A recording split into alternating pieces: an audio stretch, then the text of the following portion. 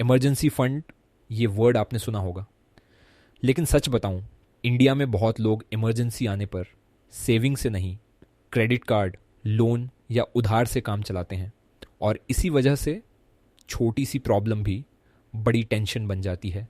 इसलिए आज finance simplified Hindi में मैं आपको सिंपल लैंग्वेज में बताऊंगा इमरजेंसी फ़ंड क्या होता है, कितना होना चाहिए, और सबसे इम्पॉर्टेंट कहाँ रखना चाहिए। सबसे पहले, इमरजेंसी फ़ंड होता क्या है? इमरजेंसी फ़ंड मतलब आपके पास एक ऐसा पैसा जो सिर्फ इमरजेंसी के लिए हो। इमरजेंसी मतलब नौकरी चली जाना, सैलरी लेट होना, मेडिकल बिल, फैमिली इमरजेंसी या कोई भी अनएक्सपेक्टेड एक्सपेंस।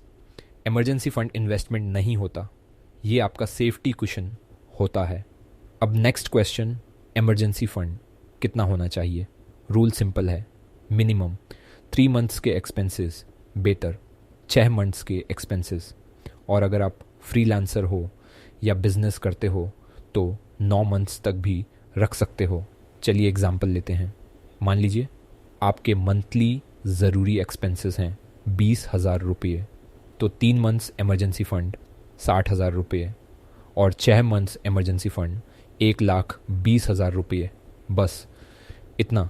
देखिए, ये अमाउंट आपको रिच नहीं बनाता, लेकिन क्राइसिस में आपको स्ट्रॉन्ग बनाता है। अब सबसे इम्पॉर्टेंट क्वेश्चन, इमरजेंसी फ़ंड कहाँ रखना चाहिए? यहाँ लोग सबसे बड़ी गलती करते हैं। इमरजेंसी फ़ंड को शेयर मार्केट में मत रखो, क्रिप्टो में मत रखो, ऐसी इन्वेस्टमेंट में मत रखो जहाँ पैसा निकालने में टाइम लगे। इमरजेंसी फ़ंड का रूल होता है पैसा जल्दी मिले और रिस्क बिल्कुल कम हो। तो बेस्ट ऑप्शंस कौन से हैं? Option 1, savings account. हाँ, सिंपल, पैसा तुरंत मिल जाता है लेकिन इंटरेस्ट कम मिलता है। Option 2, liquid mutual fund. Risk low होता है और पैसा जल्दी मिल सकता है, इसलिए ये भी एक अच्छा ऑप्शन है। Option 3, FD, fixed deposit. Emergency fund के लिए एफडी तब बेस्ट है जब एफडी ऐसे बैंक में हो जहां क्विक विथड्रॉवल हो सके। अब बेस्ट मेथड मैं आपको बता देता हूं। इमरजेंसी फ़ंड को 2 पार्ट्स में डिवाइड करो।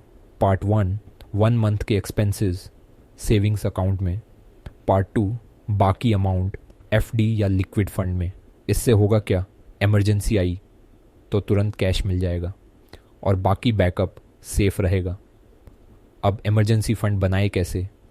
सिंपल फॉर्मूला, हर मंथ अपनी सैलरी का मिनिमम 10% इमरजेंसी फ़ंड में डालो। अगर सैलरी कम है तो 5% से स्टार्ट करो। इम्पॉर्टेंट ये नहीं आप कितना स्टार्ट करते हो, इम्पॉर्टेंट ये है आप स्टार्ट करते हो। अब मुझे एक चीज़ बताओ, आपका इमरजेंसी फ़ंड रेडी है? यस या नो कमेंट करो। और अगर आप चाहो तो आप अपने मंथली एक्सपेंसेस बता दो, मैं आपके लिए exact emergency fund amount calculate करके रिप्लाई कर दूंगा।